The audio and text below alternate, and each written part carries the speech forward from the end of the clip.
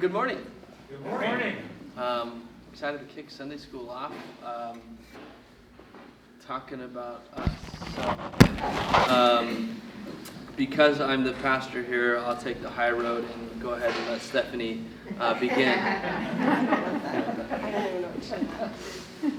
This is my wife Stephanie, and we have two of our children right there, Augustine and Titus, and then Judah is back there. So we'll talk more about them. Okay. I have a quiet voice, so if I need to speak up, let me know. Well, my name's Stephanie. That's me as a kid. I'm the one with glasses. So I grew up with three sisters. I had a really happy childhood. My parents have been married for 35 years. And I'm very stable home. I grew up in the middle of nowhere in a small town in Missouri called Fruitland, Missouri. And I always say there are probably more cows than people. But the high school I went to was rather large because it was a combination of all the small towns at one high school. So I grew up in church. I like to say I was born in a pew. And I grew up hearing all the normal, like, I could tell you any story in the Bible.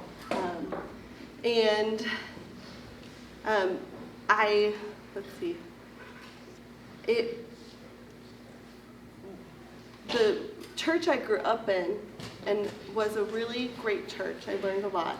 But it was very much a,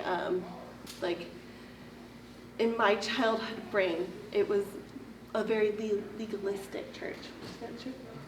And so, for example, I had this thought as a kid that if I didn't save 3 people a year, then I wouldn't go to heaven. That was kind of like my brain as a kid. It was very much, you had to do all these certain things.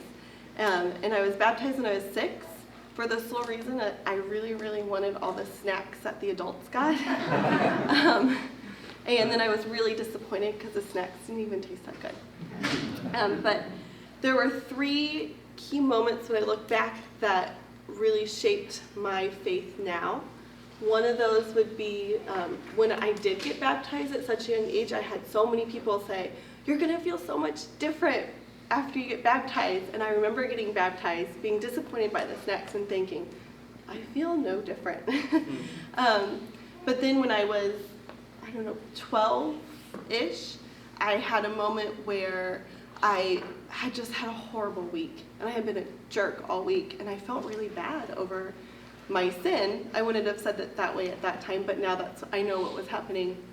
And that was the first time that I sat down and I confessed my sin and I asked for forgiveness in a real way, not just like a Sunday school way.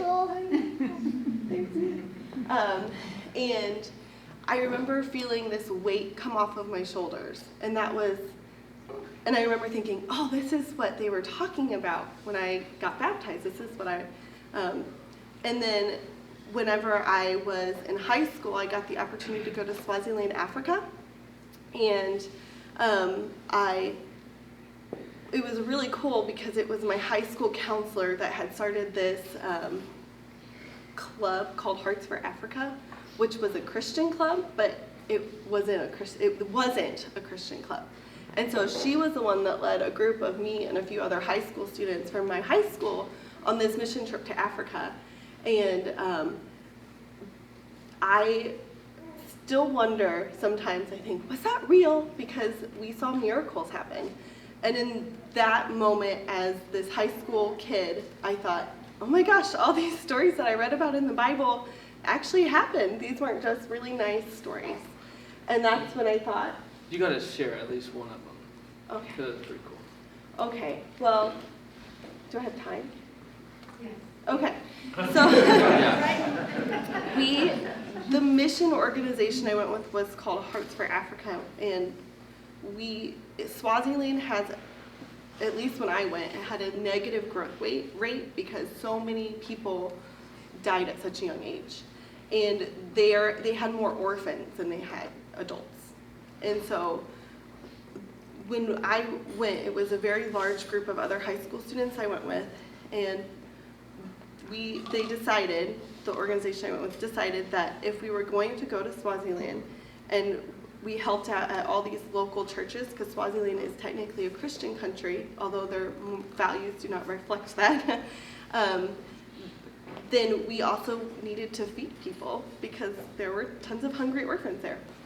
And so we gathered 5,000 orphans in a soccer stadium and did a worship service for them. And we thought, if we have all these kids, we gotta feed them. So we were passing out lunches and we were starting to run out of food because we didn't realize like how many people we miscalculated. And so there were probably, 200 of us there, started praying that we would have enough food, because how do you turn away hungry kids? And I always cry during this story because it's just amazing. And we not only had enough food to feed all the kids, but we fed the entire town we were in. So it was like very much this multiplying of fish and loaves moment. And it really was one of those moments where I thought, wow, all those Bible stories are real. And then it was a thought that if that's real, then Jesus actually rose from the dead.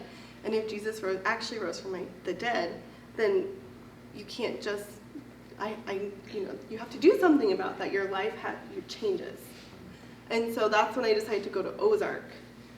And Ozark was the time where not only did I meet my wonderful husband, but it was it was very much a time where I understood what I believed in a deep way. It was where I, learned how the Bible was written. It just gave me this really good foundation of my faith. So that's it. Skyler, take it away.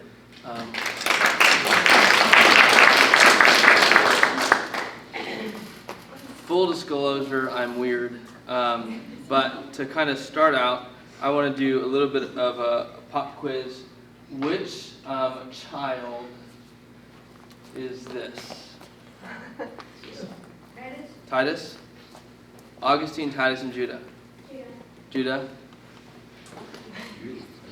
That's me as a baby. And it totally wigs me out that when I look at pictures of my dad, we are like nearly identical. And we actually, before we came out here, Stephanie lost her phone. We were in Litchfield. And so I gave her my phone, and then I found her phone, and I called my phone to tell her, hey, I found your phone. And I got my voicemail, and it really, really weirded me out because it sounded like my dad. So anyways, that's me as a baby. We had a lot of fun kind of going through the photos that we had from our childhood. So anyways, that's me. I'm talking a little bit about Sunday, just kind of the similarities with my parents, but I thought I had to kind of share that. Now, full disclosure, I'm weird, as I said, so this kind of explains a lot of that. Up at the top left corner, I was a mischievous rug rat, and I don't remember this a moment, but clearly I got caught red-handed grabbing cookies. And I don't know, that's just kind of adventurous, a little bit of a thrill-seeking, trying to be funny and do random things just is kind of a characteristic of me. Growing up, I loved scaring people. I loved pulling pranks. When I was in college, that didn't change very much. We did all kinds of things in college just to prank people. I love skateboarding. I haven't done a whole bunch of this. This is a picture when I was at Gresham High School skating. I think I was a senior in high school. And so I love skateboarding. That's kind of one of the things that I enjoy doing.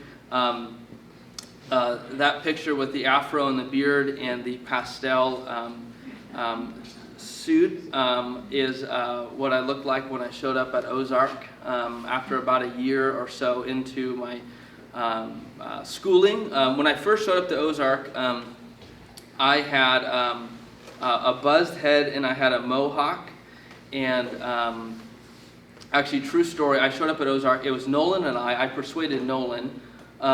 He was one of my really good friends to go to Ozark with me. And so we went to Ozark. And while we were, we showed up, I think 2 days early. We had no idea how long it's going to take to drive from Oregon to Missouri. And so we just drove, and we just drove straight there, would sleep in the car. So we showed up, nobody's there. This is around midnight, and we've slept in the car probably 2 nights at this point, and I'm done. I want to get into the dorm and sleep. And I look a little homeless, and so Nolan's trying to sleep in the car, and I go and I try to find the security guard as he's kind of patrolling the area. And so I found him, and he just laid into me for about 30 minutes because he thought I was a homeless guy who kind of just stumbled onto the campus. And so, anyways, we got in. So that's the man that Stephanie fell in love with right there. And Nolan, this is probably I don't know, 4 years ago, 3-4 years ago. We came back and visited, and Nolan and I are hanging out. The story, the reason I put Nolan in here is because for Barry and I and for the leadership, Nolan's kind of the key connecting point for me and for us being out here at Cornerstone. Nolan and I, we became really good friends in high school, gave our lives to Christ roughly around the same time. We so kept in touch, got him to go to Ozark. He left to marry Lindsay, and they've since have had 3 kids. Okay, they've had 3 kids, and so we had. I mean, we had. God just had been working on our heart, just to kind of. There's some difficult circumstances that I won't kind of go into right now, but God was just kind of moving and working in our heart. And Nolan reached out to me and asked if I'd ever be open to moving back to the Northwest, and I said yes. And so Nolan kind of arranged he passed my name on to Barry, and Barry reached out to me, and we began this conversation. Nolan, he is the young adults pastor at Rise Church, and Cornerstone gave an offering to him, so his first year's salary could be paid for. And so anyways, that's kind of the long rabbit trail of Nolan and I's connection and my now connection with Cornerstone. This church right there, that is Mountain View, and that is the church I went to when I lived here. I accepted Christ right before I turned 17. And Tom Santalinas was my youth pastor, who's now the lead pastor there. And he discipled me through discipling Nolan and a few others. And then this is kind of the goofy picture of me. I think I had a couple moments in my own life that were I guess powerful. I was not a believer. I didn't grow up in the church. I didn't grow up anything religious really whatsoever. My approach was I don't believe that God exists, but I hope there is one when I die. And like that was going to do you any good, you know. But anyways, that was kind of my framework, and I just kind of saw not being a Christian as an opportunity to kind of really make Christians stumble, and maybe they can do something in their own walk that I could assist them in kind of stumbling away or fumbling in their own faith. And so we ended up, one really good friend of ours, Christian, we ended up getting him to go to a party with us. He had just got back from this spiritual high of going on a retreat, and we got him to go to a party with us, and he felt so convicted over his own sin and being a bad witness to us that we lost him at this party, and we found him on a curb just bawling his eyes out. And so I sat on his right, and Robbie, my good friend, sat on his left, and he grabbed our hands and he pulled him to his chest, and he just sobbed and just said, he apologized for being a bad witness and said, "You guys just don't know how much God loves you." And it should have been like this eye-opening moment for me, but I was more, truth be told, I was a little bit more concerned what other people would think of me with my friend holding my hand. And so, but we decided to go for a walk and walk back. And I remember that night I said, you know, I'm going to make a pact. I'm going to stop drinking and I'm going to start going to church. And so Christian was tied into Mountain View and the leadership there. And so we started going there. God really began to work in my own life. The moment where I think the light bulb went off for me was my brother, he ended up going to jail for a period of time. And I remember brand new to the faith. I was asking everybody, please be praying for my brother. Please be praying for my brother. I don't want this to happen. And the last night before kind of the court hearing, where everything would kind of be finalized, I just broke down and I said, God, you know, your will be done, but please, if there's any other way, don't let my brother go to jail. And so the next day, my brother called us up and told us that the judge had dropped every one of his charges, and he just had to go into probation and some classes and things like that. And for me, that was a moment where I realized that God is really present. He is really there, and he is listening, and he is eager to answer our prayers.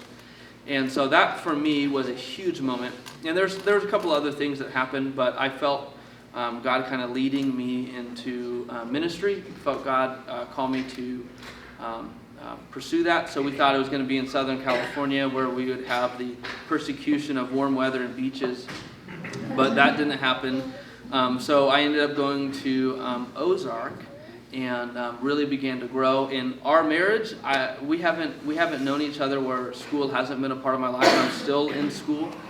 So we've been coming up in March on 10 years. So now I'm going to transition, and we're going to talk about both of us. So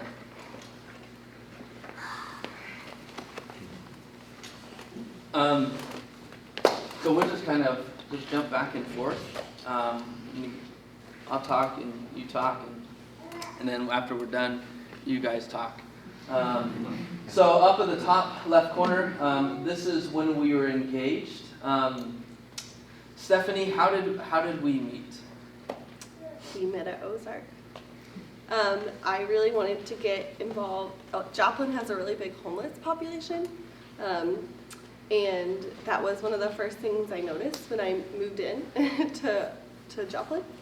And so Skyler was known as the homeless guy on campus because he kind of dressed homeless, but also because he had done this event on the campus, right? Uh-huh. Is this right?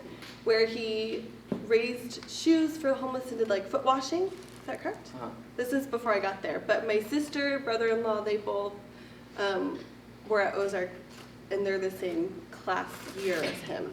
So I was sitting at lunch talking with my sister and brother-in-law about how do I get involved in like a homeless ministry. There were a couple places around town. Who do I talk to? And they said, oh, you should talk to Skyler Elmer. And he was sitting at the table behind me. And then he turned around and said, who said my name? And so that's how we met. Do you remember that? Yeah, I remember that. Fresh in my memory.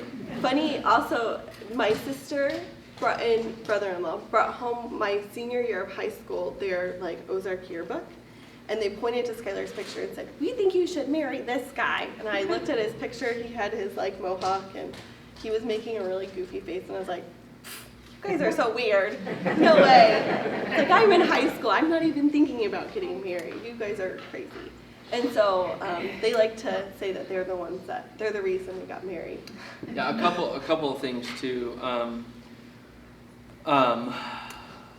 Stephanie jokes that I looked homeless. It was trendy, okay? The Midwest didn't know what to do with a Northwest Portlander, so anyways, I looked hip, but it wasn't. It hadn't quite made its way to the Midwest. So, but that's a discussion for another time. But yeah, I didn't really know much about homeless ministry. It was just a very clear need that you can do to serve, and so I just kind of got deemed as the homeless guy on campus.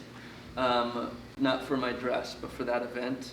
And I heard my name get mentioned while we were eating lunch, and so I thought, okay, I probably should go introduce myself. I don't know this table of people. And so I saw Stephanie, and the first thought that crossed my mind was, you're going to marry her. And I thought, nope, that's not happening. And then you're going to date her. And I thought, all right, I can do that. So anyways, and she came over, and after that point, I was working on a paper for one of my classes on Mormonism. And so I just kind of had to monk out and just work on this paper rather religiously. And so Stephanie would she'd always just come over to my table during lunchtime, and we would sit down and we would talk, and we just developed a really good friendship. Our first date, we went out for coffee. That wasn't our first date. Our first, what would you call it? Non-official semantics. So we had an unspoken date. In my guy brain, this was a date. I had no idea. And we had a really good time. It felt like we knew each other for years. Yeah. And let's see. I went back to Oregon for the summer. I got cold feet. I was really scared. Had I guess an issue with commitment, and I came back and I didn't know what to do with that. I didn't know what was going on inside of me. This was over Christmas break. Over Christmas break, and so I was being the spiritual guru. We did a Bible study, and then I got home and I avoided her, or I got back to Ozark and just completely avoided her. And then Stephanie's family came to campus, and she invited me to come meet them, and I completely bailed. And I was trying to figure out what in the world is going on in my heart. And so anyways, we kind of had a coming to Jesus moment, kind of a define, DTR, define the relationship. And so we walked around the campus a couple of times just to talk about, where are things going. And Stephanie asked me what's happening between us. And so I, being the man, said, well, what do you think? And Stephanie said that she thought I thought we should date. We practically were already. And then I said, I think we should just be friends. And it ended really well because we were laughing, smiling. I handled it well. And she went back to the dorm, and she was furious with me, understandably. And I didn't say furious. I was very annoyed. Very annoyed. And I went back, and I have never felt so sick in my life. And I just, the whole night, I just felt nauseous. And I thought, I made a mistake. And so I needed about a week or so to pray over everything. And so at the end of the week, we decided to date. And then that was, I think, spring. It was Super Bowl Sunday is when we officially started to date. Snow everywhere. And then that summer, Stephanie did a church planting internship in St. Louis, and I did a youth ministry internship in California. And God really worked on my heart on the subject of marriage. I had a lot of, I think, insecurities just about marriage. And I felt God was calling me to marry marry Stephanie, and I said, God, I'm a broke college student. How am I going to even afford this? And the church took a love offering, gave me about $1,000, and God said, there it is, buddy, go get a ring. And so we got back, and we proposed, and we got married on March 18th, 2012. And so that's a picture on our wedding day next to that. And you might be wondering why there is a lizard there, so I'll go ahead and let Stephanie explain that.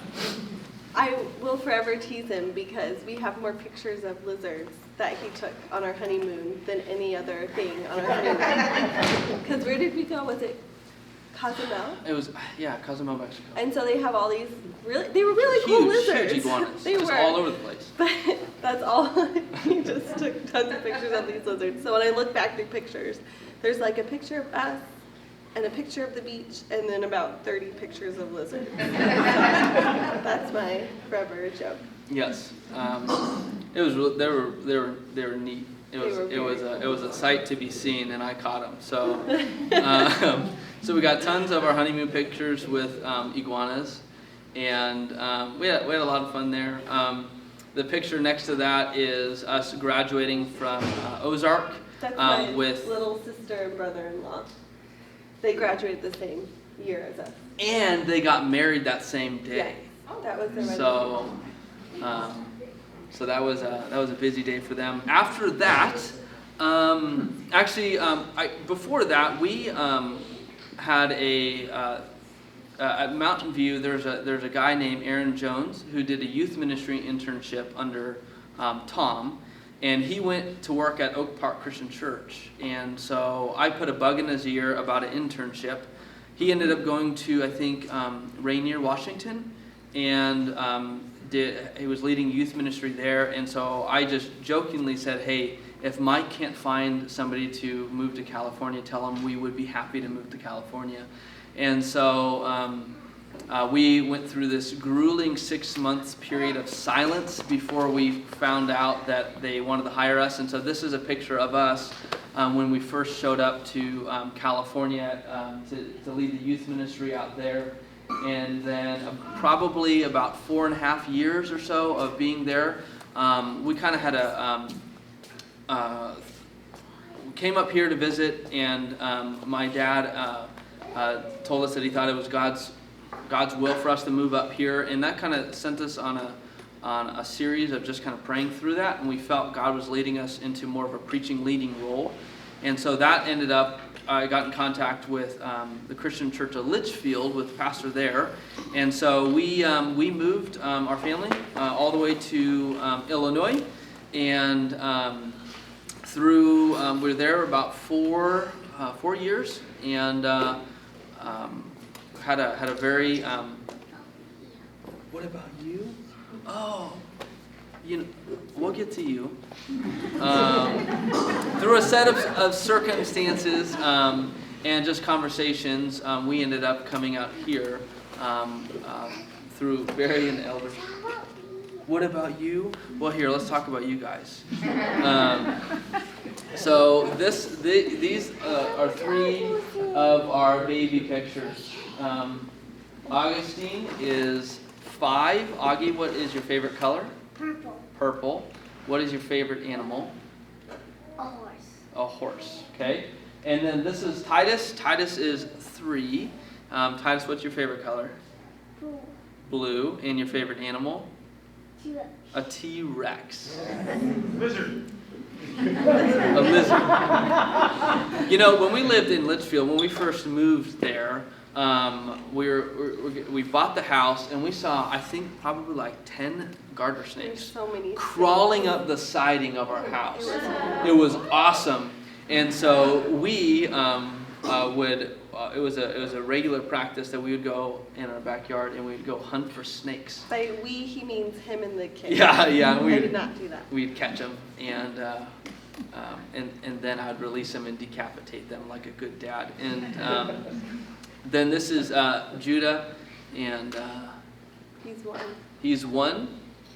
Just turned 1, and now he is kind of just a cruiser. He walks everywhere now. So anyways, that is, I think that's all I have. Yep. Yeah, that's it. So that's kind of in a nutshell the story of our family, and I just kind of open it to any